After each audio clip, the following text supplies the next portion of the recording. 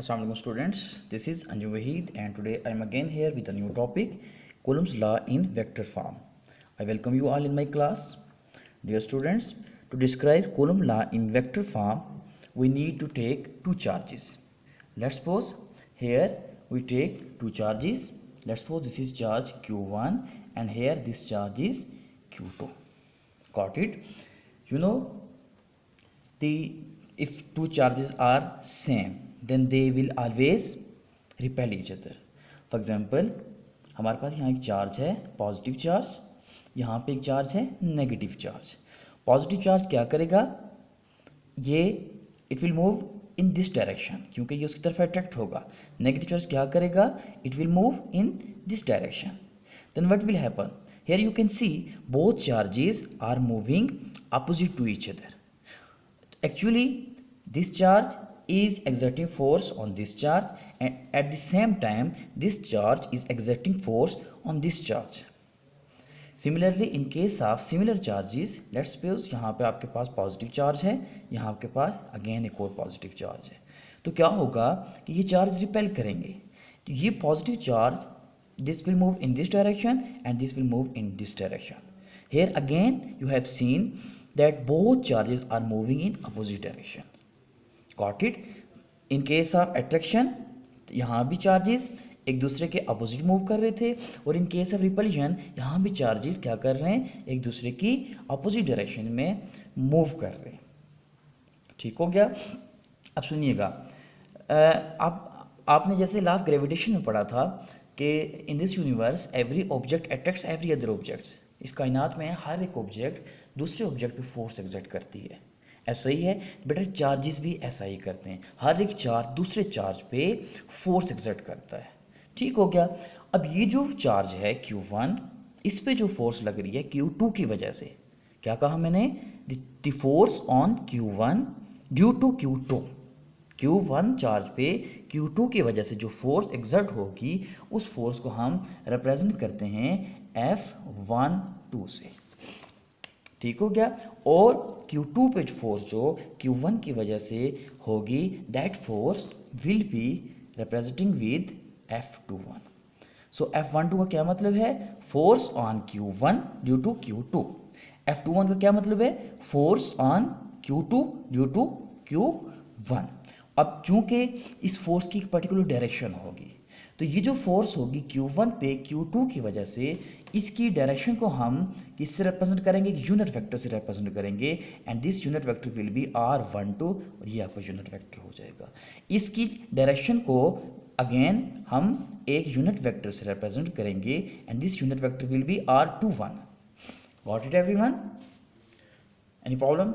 Okay, if you have any question then you please ask me in comments box or you can WhatsApp me. बेटा F12 and F21. Got it? अब यहाँ पे देख सकते हैं इस केस में भी, इस केस में भी यहाँ पे चार्जेस फोर्स कहाँ एक्सर्ट कर रहे हैं, एक दूसरे के अपोजिट डायरेक्शन में. यहाँ भी फोर्स कहाँ एक्सर्ट हो रही है, अपोजिट डायरेक्शन में. सो ये हेयर, और बेटा please keep this thing in your mind, the forces, these two forces F12 and F21, the magnitude of these two forces will be same. इनका मैग्नीट्यूड क्या रहेगा, सेम. फर्क किस चीज़ का होगा, डायरेक्शन का फर्क होगा. तो मैं यहाँ पे लिख सकता हूँ F12 will be equal to F21. Got it, ये वेक्टर फॉर्म. अब फर्क क्या है, फर्क बेसिक डायरेक्शन क्या है. So here you will get negative sign. Here you will get negative sign. So here आप यहाँ पे देख सकते हैं F12 will be equal to minus F21. F12 will be equal to minus F21. क्या पता चला, both forces are exerting force on each other with equal magnitude but in opposite direction. बेटा this is called the vector form of Coulomb law. अब मैं इसको क्या करता हूँ, अब मैं देखता हूँ इसको कि F12 की इक्वेशन क्या आएगी. हम Coulomb law को हम पढ़ चुके हैं. F इज इक्वल टू क्या होता है, 1/4 पाई epsilon naught Q1 Q2 upon R square. Got it? This is the Coulomb law. अब in case of force on charge Q1 due to charge Q2, this force will be representing with F12. This will be in vector form. So here this force will be equal to 1/4 4 pi epsilon naught Q1 Q2 upon R square and here you will get vector. ये क्या बताएगा आपको, vector क्या बताएगा कि इसकी जो ये हेड हो गया आपको, this will head, got it, ये हेड है, ये वेक्टर आपके पास आ जाएगा। और ये आपको क्या बताएगा, ये आपको ये बताएगा कि फोर्स 1 पे कितनी फोर्स एक्सर्ट हो रही है 2 की वजह से, उसकी डायरेक्शन बताएगा। Similarly you can write this equation for F21, got it बेटा, this is the vector form of Coulomb's law. Now और next topic is here I have described, इसकी डिस्क्रिप्शन देख लें फिर हम नेक्स्ट टॉपिक की तरफ जाते हैं। Coulomb line vector form, force on Q1 is given by force on Q1, F21 is equal to, तो इसका मतलब ये है कि फोर्स जो है 2 पे फोर्स 1 की वजह से जो फोर्स लग रही है, ठीक है, force on Q2 charge due to Q1, ठीक है। F12 क्या मतलब है, force on Q1 charge due to Q2, got it.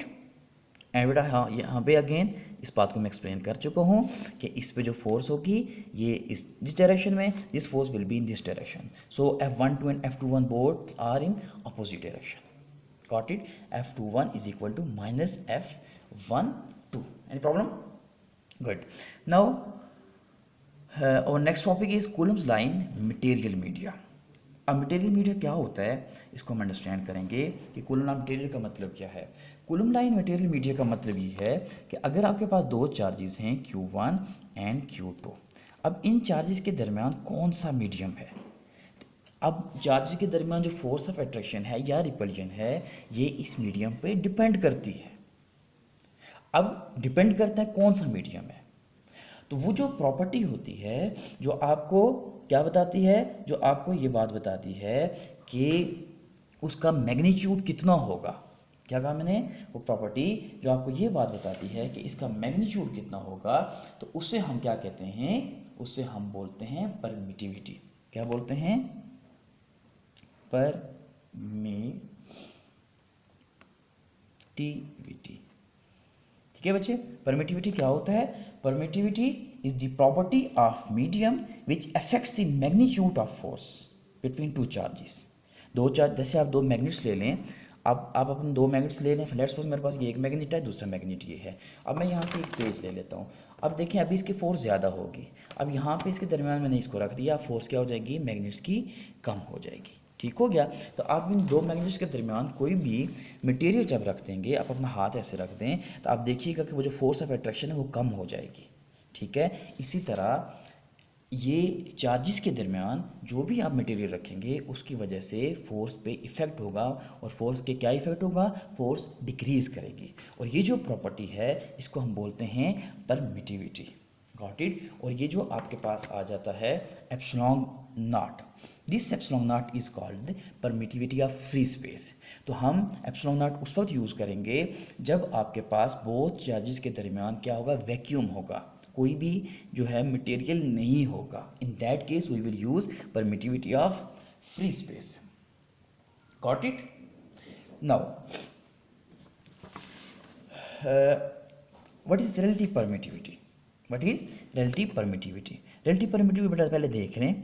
अब आपके पास मैंने आपको क्या बताया कि एक चार्ज ये है, दूसरा चार्ज ये है। अब आपने पहले इसकी फोर्स आपने फाइंड आउट की, कब फाइंड आउट की फोर्स, इसकी फोर्स आपने फाइंड आउट की वैक्यूम में। Let's suppose for vacuum this force is Vs, ये वैक्यूम की फोर्स आ गई है, ठीक है। अब आप क्या करते हैं, इन दो चार्ज के दरमियान Q1 Q2 कोई मीडियम रख देते हैं, ये कोई भी मीडियम आपने यहाँ प्लेस कर दिया। अब फोर्स डेफिनेटली क्या हो जाएगी, कम हो जाएगी। तो इस फोर्स को मैं किससे रिप्रेजेंट करूँगा, F मीडियम से, गॉट इट, F मीडियम। तो बेटा याद रखेंगे F वैक्यूम F मीडियम। आपको पता है F वैक्यूम में क्या पढ़ा हमने, K Q1 Q2 upon R square, got it, इसकी Q है, सही हो गया। अब